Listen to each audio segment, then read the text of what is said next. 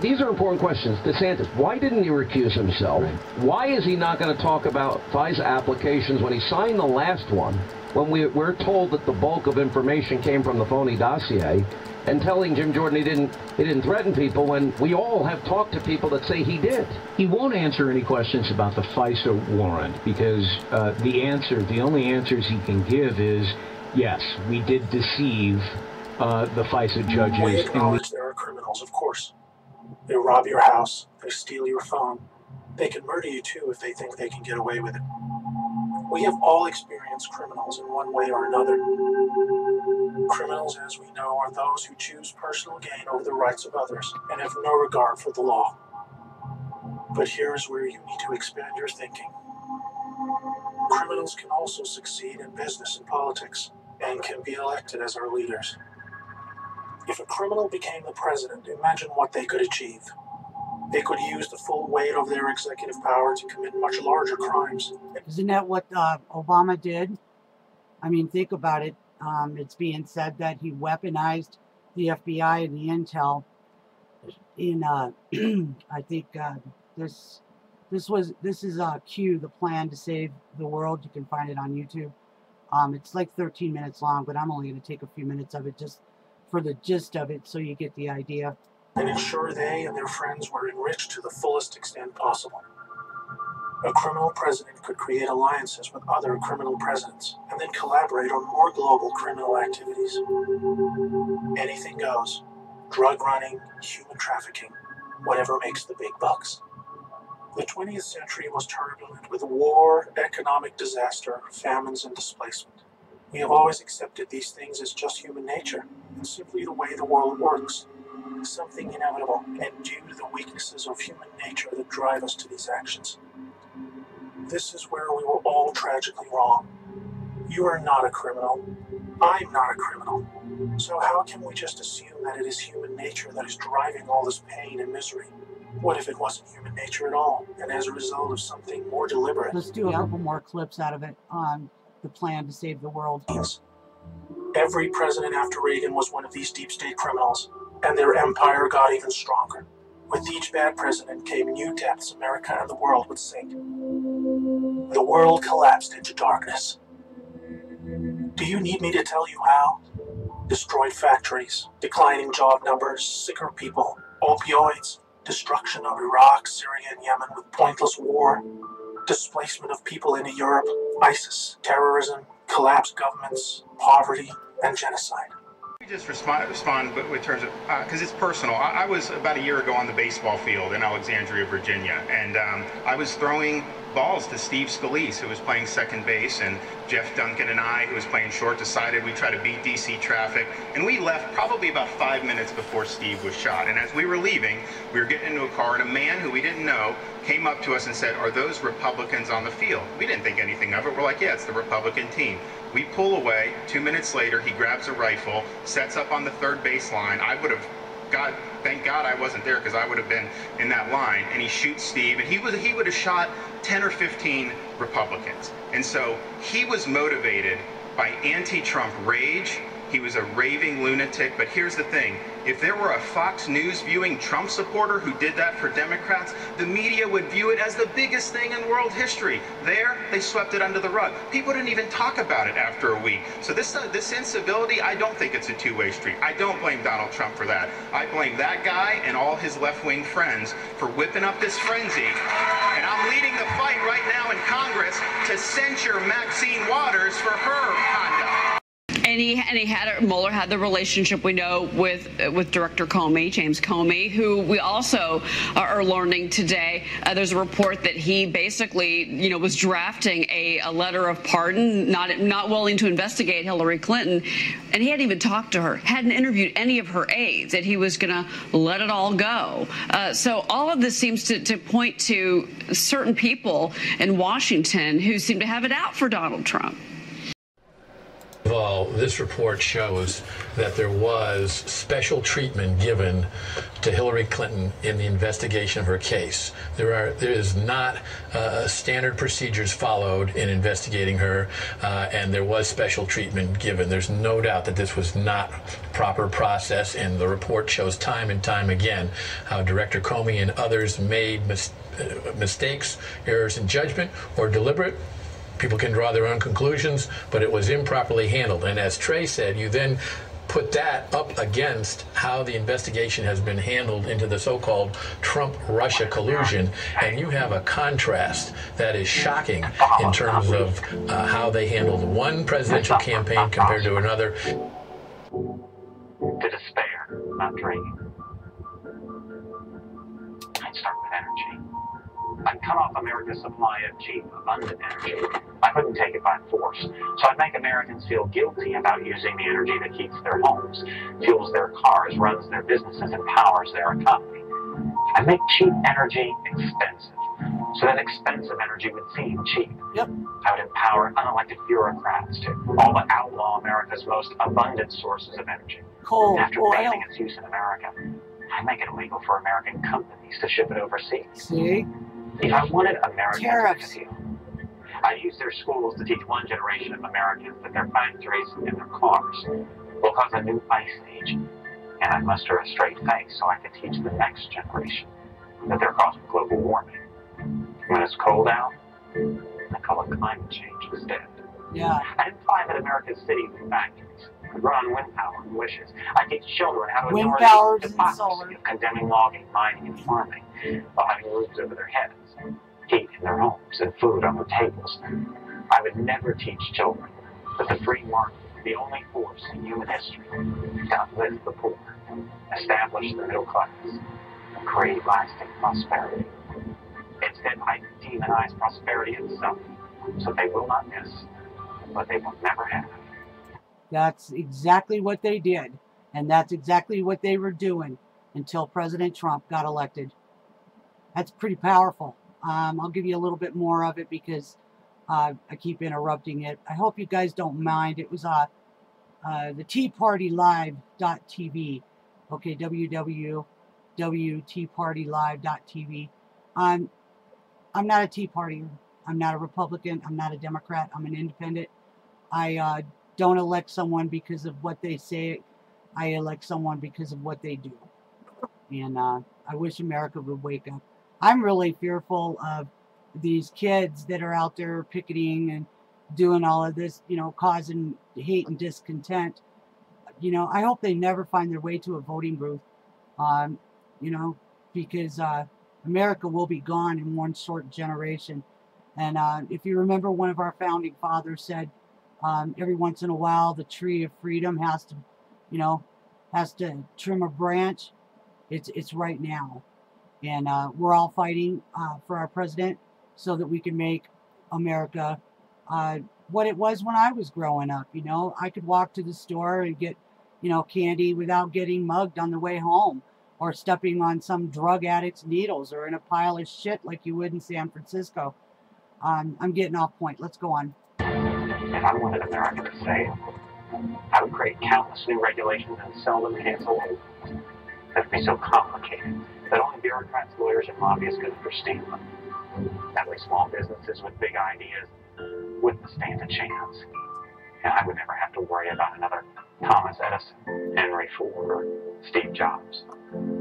I would ridicule as flat earthers those who urge them to lower energy costs by increasing supply. And when the evangelists of common sense try to remind people about the laws of supply and demand, I enlist the sympathetic media to drown them out. Yep. If I wanted America to fail, I would empower unaccountable bureaucracy seated in a distant capital to bully Americans out of their dreams and their property rights. I sent federal agents to raid guitar factories for using the wrong kind of wood. I forced homeowners to tear down their own homes built on their own land. I made it almost impossible for farmers to farm, miners to mine, loggers to log, and builders to build. Yep. Because I don't believe in free markets, I invent false ones.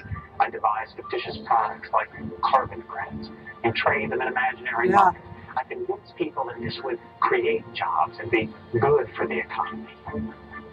If I wanted America to fail, for every concern I invent a crisis, and for every crisis I invent a cause, like shutting down entire industries and killing tens of thousands of jobs in the name of saving spotted owls. And when everyone learned the stunning irony that the owls were victims of their larger cousins and not people. Same with the sage grouse. If I wanted America to fail, I'd make it easier to stop commerce than to start it, easier to kill jobs than create them, more fashionable to resent success than to seek it. When industries seek to create jobs, I'd file lawsuits to stop them, and then I'd make taxpayers pay for my lawyers. Yeah, that's exactly if I wanted what they America do. to fail, I would transform the environmental agenda from a document of conservation to an economic suicide pact. Yep. I would concede entire industries to our economic rivals by imposing regulations that cost trillions. I would celebrate those who preach environmental austerity in public while indulging a lavish lifestyle in private. I convince Americans that Europe has it right. Shit. And that America has it wrong. Yeah, right. If I wanted America to fail, I would prey on the goodness and the decency And they do. ordinary Americans. Poor I only need to refugees. convince them that all of this is for the greater good. If I wanted America to fail, I suppose I wouldn't change a thing. You take on the intelligence community, they have 6 ways from Sunday at getting back at you. So even for a practical, supposedly hard-nosed businessman, he's being really dumb to do this. The latest revelation on the quickly deepening FBI scandal is that FBI Director James Comey drafted Hillary Clinton's exoneration statement months before 17 prime witnesses, including Clinton herself, were even interviewed. Presidential attorney Jay Sekulow and former White House press secretary Ari Fleischer blasted Comey's lawless actions. Although there is evidence of potential violations of the statutes regarding the handling of classified information, our judgment is that no reasonable prosecutor would bring such a case. Hey, this is Amazon Jude coming to you from Casper. I just got to thinking about the Comey deal today that was so-called the bombshell, but he asked for that $50,000 from the Senate committee. God, it had to be late 2016, or yeah, maybe June or July. But he had asked for that money, that $50,000, for that Mr. Steele's dossier, and some of the senators were like, why do we want to give this guy $50,000? And that was it's not a bombshell. It was already out there. Media is just now putting it out there because he got busted again lying, and we know the dossier is full of shit. We know the guy that was specializing in Russia deal, he said the Russians hadn't hacked anything. People still believe that it was an inside job based on the data that was downloaded. It couldn't have been downloaded over the internet. I know I can't send a PDF with more than 7 pages without it messing up. So I highly doubt that it was anything but somebody took their little sticky drive, shoved it into one of the computers, and downloaded all of Podesta's emails. Secondly, Hillary's emails, FBI is trying to cover for her, saying that we're not interested in those emails. Well, I don't know who they talk to, but I can think of 65 million Americans that want to know everything that was in those emails. And we'd like to know what's in Huma Abedin's emails and Wiener's. This issue, did they ever come to you? The Trump-Russia collusion investigation? Did the press ever come to you? I'm asking first, did you talk to them? I'm asking now, did they ever come to you about anything related to Trump-Russia investigation in 2016, 2017, or 2018? I received a number of calls from various members of the media, particularly when I returned from the Office of Special Counsel. In every instance, every Prior to going on the special counsel team, did you get any inquiries from the press that you took? Not that I took. I referred them to the Office of Public Affairs of the FBI. Have you read the dossier? I have. Okay, and you wrote about it too, didn't you? I don't know what you mean by writing about it. We got an email that you sent. It should be presented there, or should be in front of you there. I want you to take a look at this. This is an email you wrote to Lisa Page, Bill Priestap, Jim Baker, Jim Rubicki, and CC'd Andy McCabe.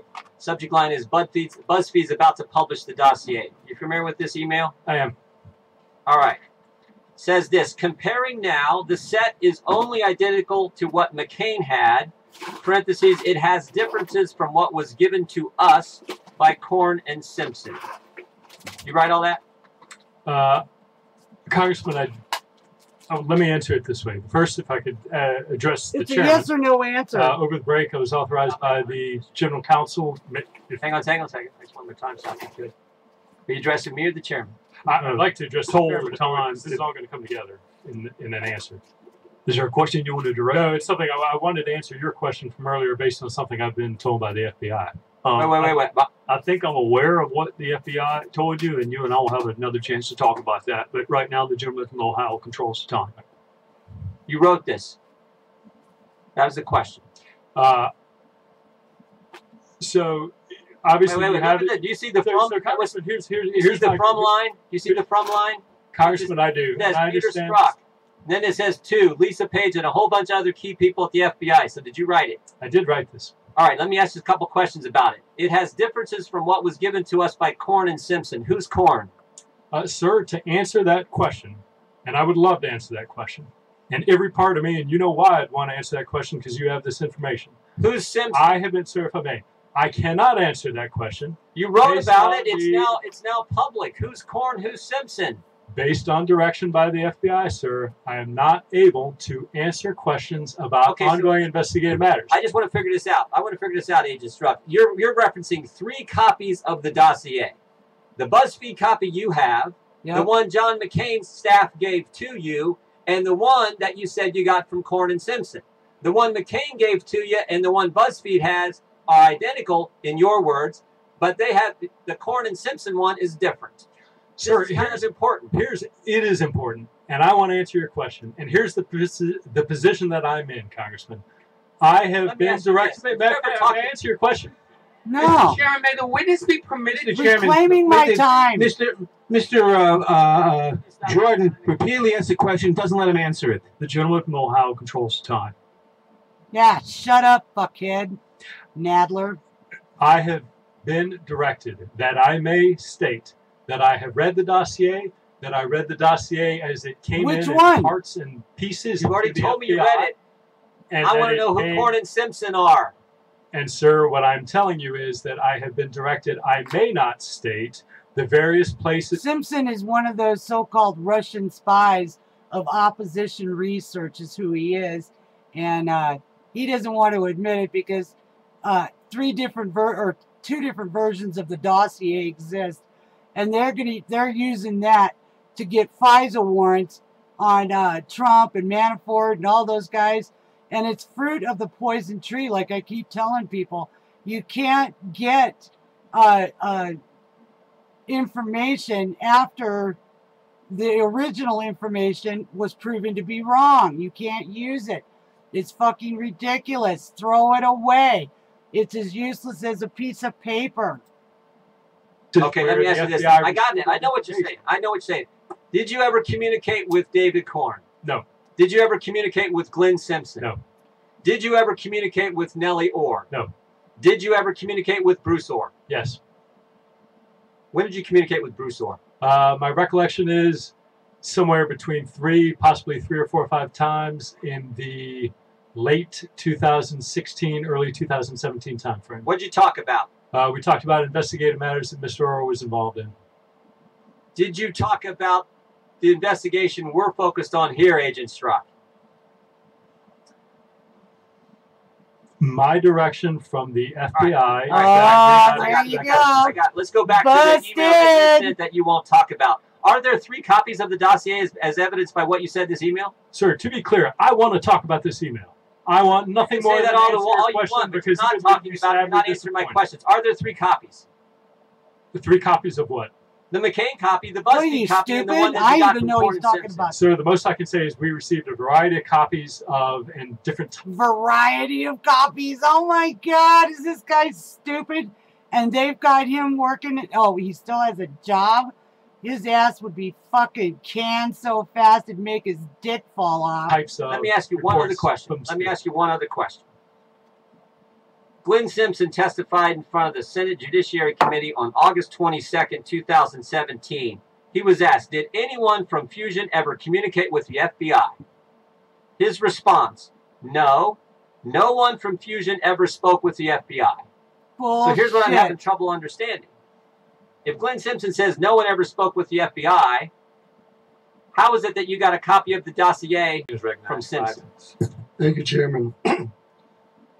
Mr. Strzok, I have here, and I'm sure you're familiar with it, the Ethics Handbook of Department of Justice, of which the FBI falls under. Yes. And there are several paragraphs that I want to read to you. First one is General Principles of Ethical Conduct. Continued. Employees shall endeavor to avoid any actions creating the appearance that they are violating the law or the ethical standards set forth. Whether particular circumstances create an appearance that the law or these standards have been violated shall be determined from the perspective of a reasonable person with the knowledge of the relevant facts.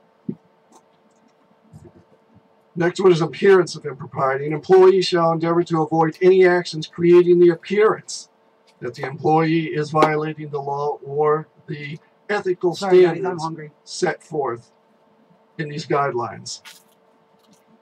Furthermore, it states, for employees for whom a security clearance is required, and you do have a security clearance, correct?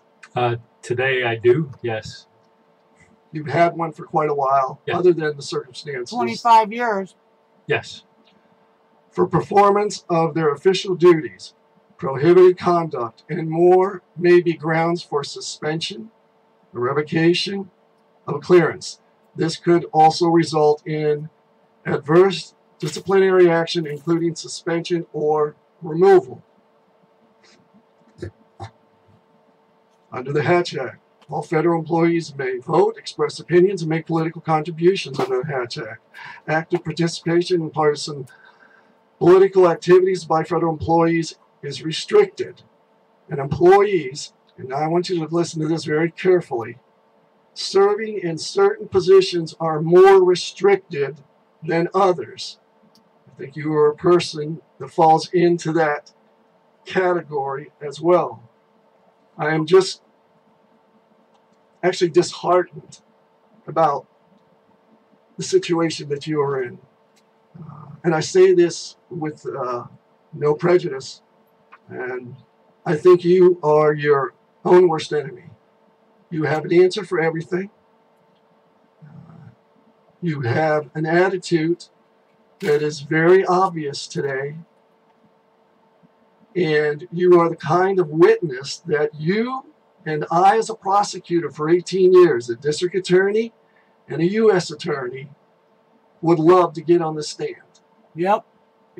And the reasonableness of the statements that you made, and I'm not going to get into the language, but the repetitiveness of it.